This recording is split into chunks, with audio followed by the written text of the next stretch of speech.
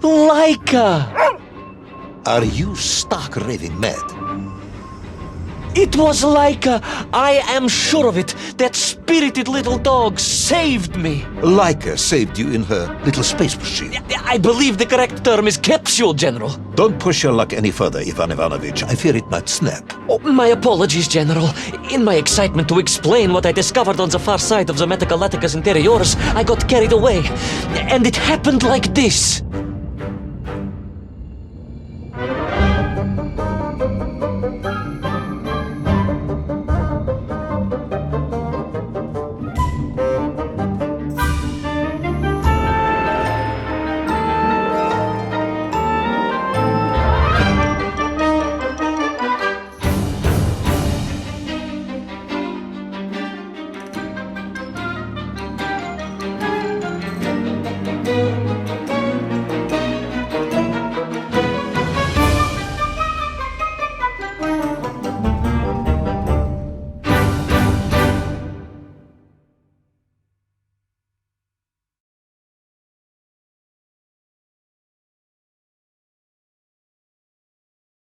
A rocky moon.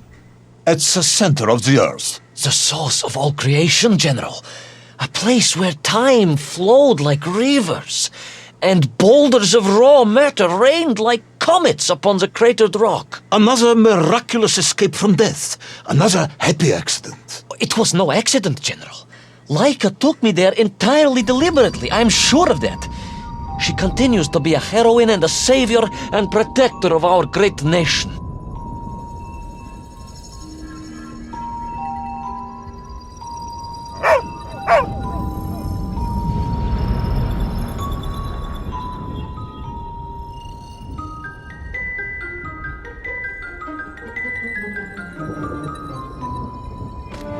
Laika died in orbit. No, General, she did not. She is very much alive and happy, and currently living several miles below our feet. Laika is dead, Ivan. She most certainly is not, General. This is the real world, Tovarish. A world where you did not go to the center of the Earth, and Laika died in orbit. In my world, General, Laika is still alive. A better world, some may argue. Very well. I will live in your world for a while longer, but time is running out. Ah, yes, time, General. I was just coming to that.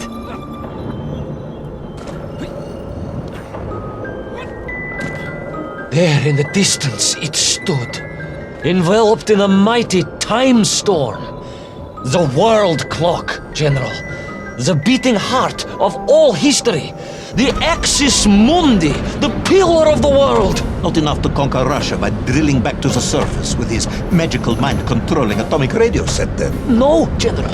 You see, what if he could fuse Little Orpheus directly with the world clock? Then his message would radiate with every tick and every talk. He would not simply be the Tsar. He would be the Tsar of all time, the eternal tyrant. The literal incarnation of everything our glorious revolution stood to overthrow.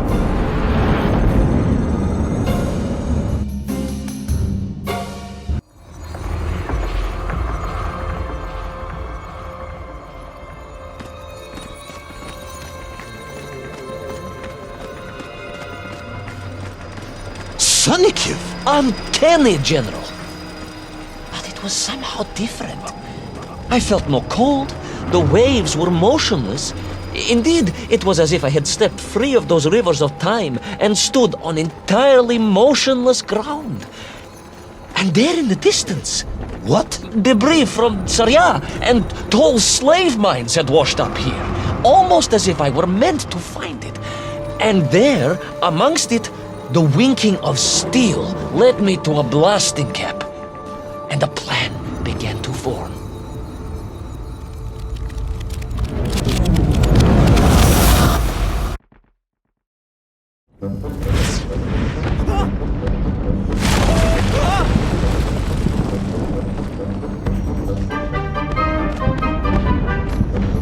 The terrain was ferocious.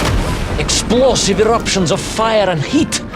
thunderous emissions, and lethal gases. Much like your cousin Pavel, perhaps, as a result of consuming all of those stolen eggs. Aha! General, you have been listening after all!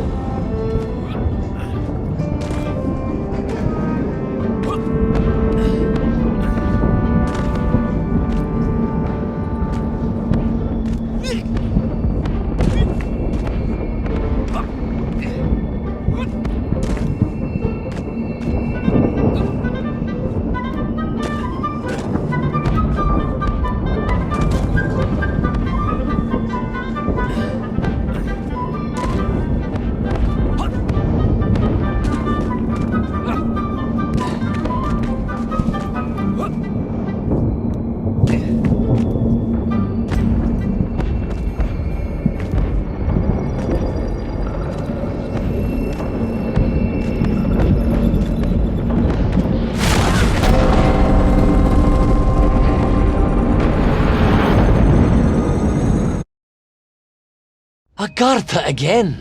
But why? You are stalling, comrade. The clock is ticking. Tick-tock, tick-tock! Of course! In a flash of inspiration, I understood. It was all wrong, you see, General. That we can agree on. We should never have gone to the center, because without Little Orpheus, Toll could not have become the tyrant he had.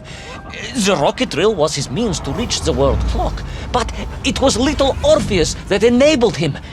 And the time itself, the world clock itself, was determined to make matters right. With a little help from you, of course. Merely a simple pawn in a game played upon a cosmic scale, General. But a pawn who understood that he was being given a second chance to grab a chunk of the explosive resin that wondrous city was built upon.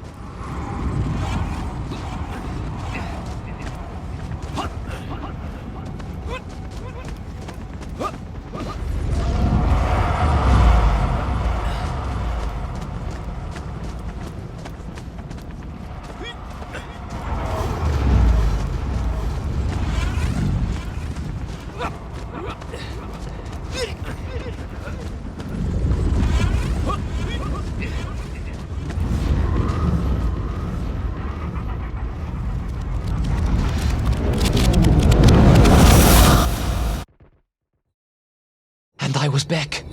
The mighty river of time roared past me, carrying the weight of the whole of history with it. Even for you, this is a stretch. Our time is almost up. I have to submit my report within the hour. Time, General. Time was nearly up indeed. That ancient and magical river that carried me along was surely moving inevitably towards some kind of end.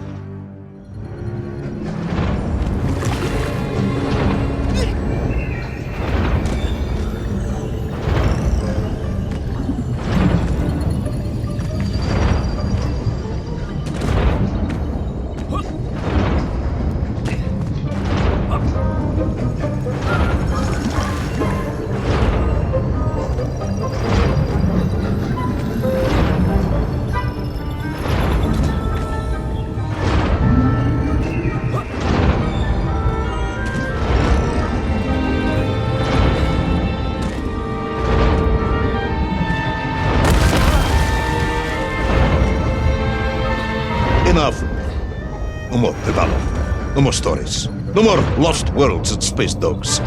I'm full of it. It is nearly midnight, and you have not given me the adequate explanation for the whereabouts of Little Orpheus and the atomic bomb. But, General, I am about to tell you what happened when I finally caught up with the villain Toll. I do not care, Tavarish. I simply do not care. You have worn me down, and it is time to call a halt to this. I bear you no malice, comrade. In many ways, I admire you, but time is running out. Yes, General, yes. Time. Because it was time itself that suddenly appeared to be on my side.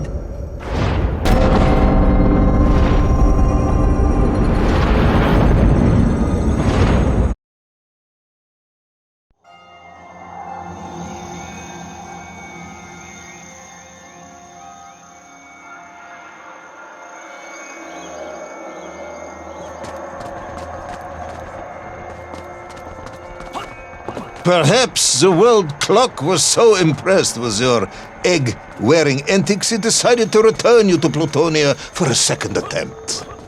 I would strongly suggest you cut to the chase. The chase, yes. The pursuit of Toll and Little Orpheus. I stood there with the resin fragment in one hand and the blasting cap in the other, and then, just like that, a clock began to ring. The world clock? No, General, an alarm clock.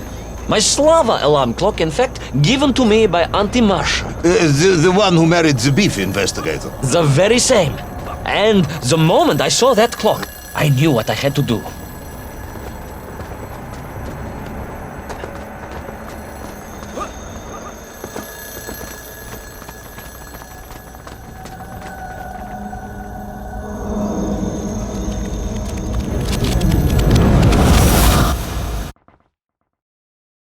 Yes, I'm waiting. A bomb, General. A bomb to destroy a bomb. So, you decided to build a bomb, eh? A bomb to destroy Little Orpheus. It was a simple plan, really, General. Yes, you are very fond of your simple plans.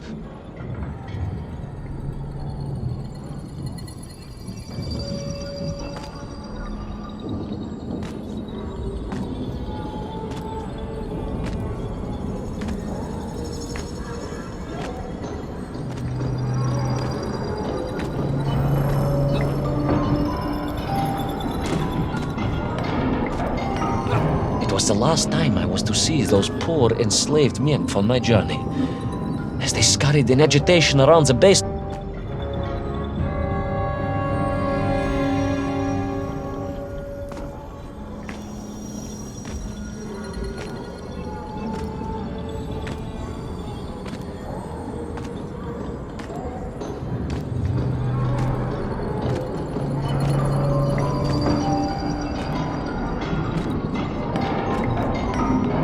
the last time I was to see those poor enslaved men on my journey.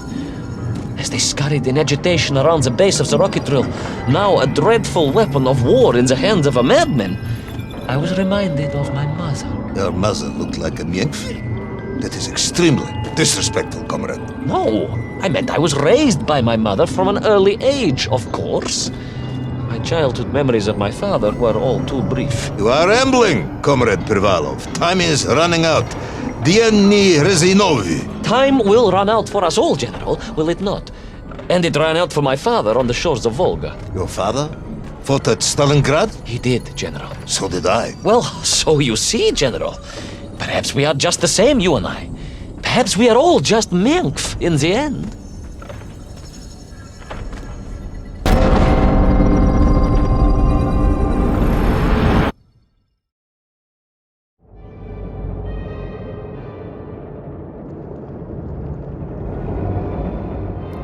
What possible use in the construction of a bomb could be found in the belly of a giant whale?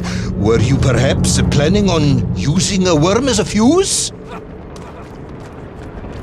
That would be ridiculous, General. I would hate to undermine your otherwise entirely plausible account. You forget, General.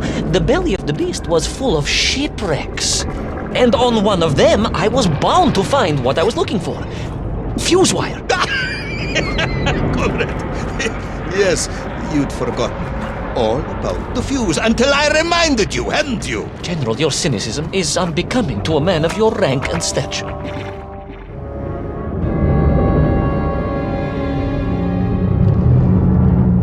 What possible use in the construction of a bomb could be found in the belly of a giant whale?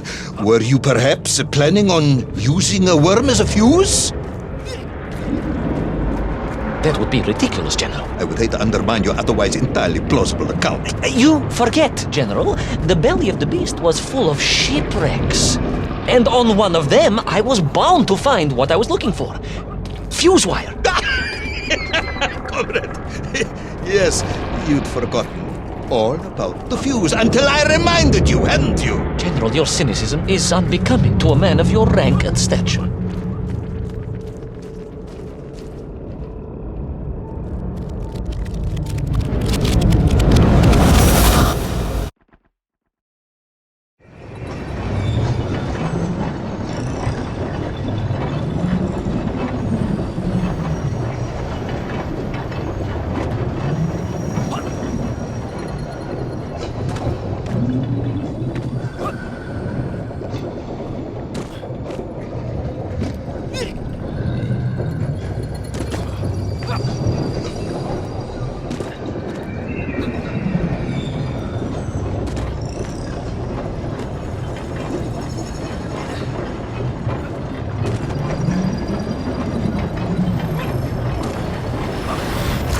The clock was now ticking, General. Literally.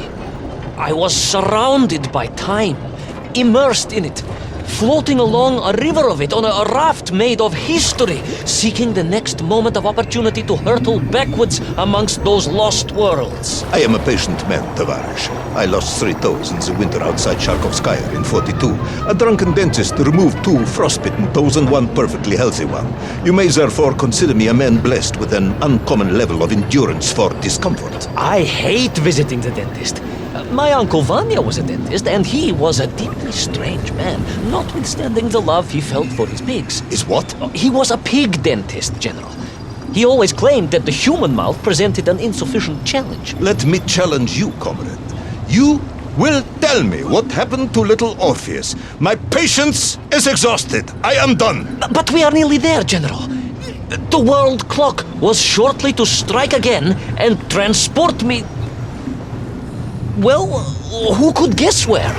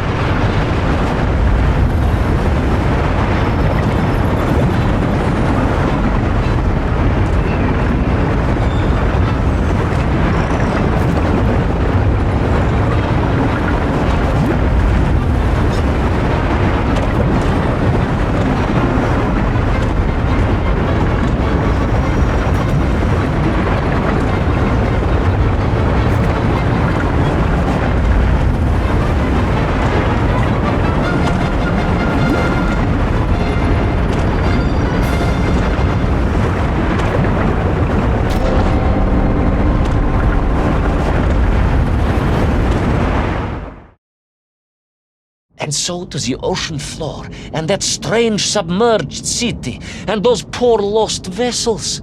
To find a shell case to hold all of my scavenged ingredients, the last piece I needed to construct my bomb. Ah, yes, I have been waiting for this. General? Time. Ivan Ivanovich. Whilst you have rambled on and on about it, I have simply bided mine. I am a patient man, as I have said. Yes, I don't feel I paid enough attention to the story about your toes. Do you have specially made shoes? Enough!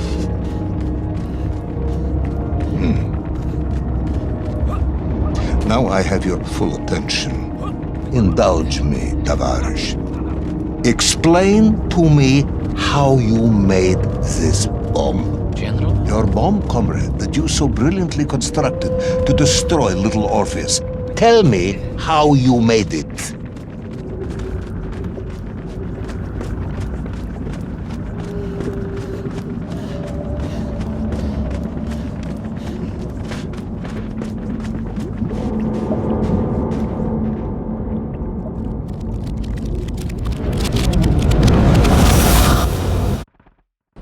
Well, In detail.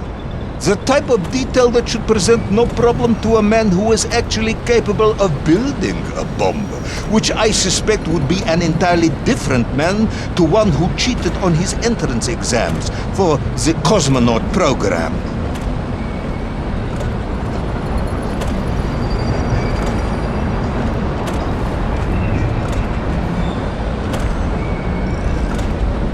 You are uncharacteristically silent, comrade. Cat, got your tongue? if I may, General, perhaps just a minute or two to gather my thoughts? There are precious few minutes left. We have reached our conclusion, I think.